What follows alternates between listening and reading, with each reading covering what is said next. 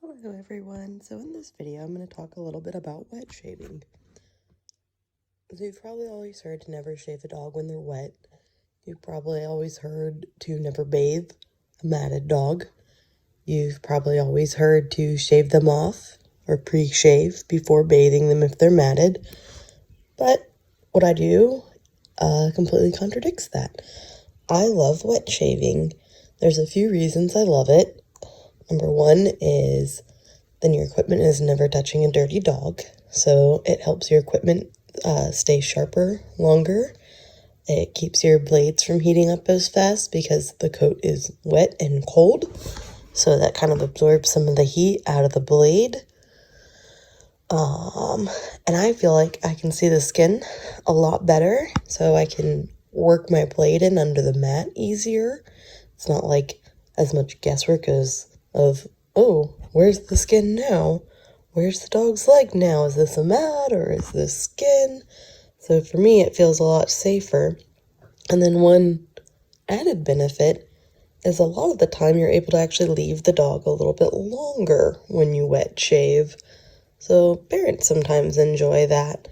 I mean, sometimes I'm able to wet shave a dog with even an attachment comb just to get some of the matted top coat off before spending all that time drying them. The only downside to doing it with an attachment comb is the hair does clog it up a ton. And I have had people ask, well, how are you getting the dog completely clean? Don't you have to bathe them? All my years I've been wet shaving, I think I've had to rebathe maybe 2 dogs. I use the high pressure of my water and I really jet the shampoo down into that matting and I rinse it out really well, and I haven't had any issues with having dirty dogs. Now, I will just say one tip. When I wet shave, I don't really like doing it when they're dripping wet. So I'll get them all bathed, and then I will kind of wring them out a little bit and towel dry them. And I'll use the high velocity dryer and blast them all over their body really quickly just to kind of get some of the water off so they're not dripping wet on my table. And the dryer kind of helps push the matting off their skin a tiny bit more.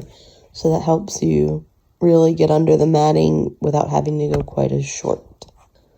So here we have this little doodle here. And for the most part, her body was pretty brushed out. But her legs were pretty much a solid mat. So I'm using a 7 blade. And I kind of started at the base of the head still like I always do. Work my way under. And then I just start working my way down the legs. I hold the leg out and I hold it nice and taut so I can really see what I'm doing. And normally, if this dog was dry and not bathed, I'd be using a 10 blade or possibly even shorter to get under some of that matting that was on her legs. But I'm able to use a 7 for most of it. You can see I just go right over the body. I mean, it just comes off so much faster. And I do have to switch to a 10 blade on her back legs for the bottom of their legs. Just if I'm not able to easily get it through with a 7, I do go shorter. But I'm still usually able to leave it a little bit longer when I get her all finished up. So it still looks better. She's a little wiggly. This is only her 2nd time being groomed. But overall, she's a pretty good sport about it. But just see how fast I'm able to just clip that matting right off. I was able to get her bathed, wet shaved, dried within 20 minutes. And then I was able to finish her in another 35-40 minutes. So about an hour total to do this little matted baby. I'm still just going over her with the 7, though. You can see how much matting there is on the neck still. I mean, it's nothing like on the legs, but there's still a good bit. And I'm just able to clip right under it. Now, when you do wet shave, one thing to keep in mind is when you're done shaving the dog, it is very important to get your blade completely blown out and dry and then oil it. Otherwise, your blade could rust. I've been wet shaving for years, and as long as I make sure I completely blow out my blade with the dryer and oil it, I've never had an issue. So if someone tells you, oh, you can't do that, it'll rust your blades up or you'll kill your blades. It's false. As long as you take care of your blade afterwards, they'll be fine. So you can see this mat. I started having a little trouble getting through it. So that's when I switched to my 10 blade. I was able to completely clip off her whole body in about 5.5 minutes. My blade never got hot. I never had to be worried about not being able to see the skin. And she just seemed a lot more comfortable because it's not really pulling at her as much. So for me, wet shaving is a lifesaver.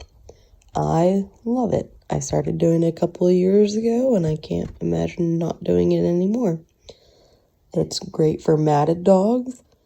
It's great for very hairy dogs that not necessarily are matted, but you're going a lot shorter on. You can kind of clip them down before you start drying, but you're still then clipping the clean hair just so it doesn't dull your blades.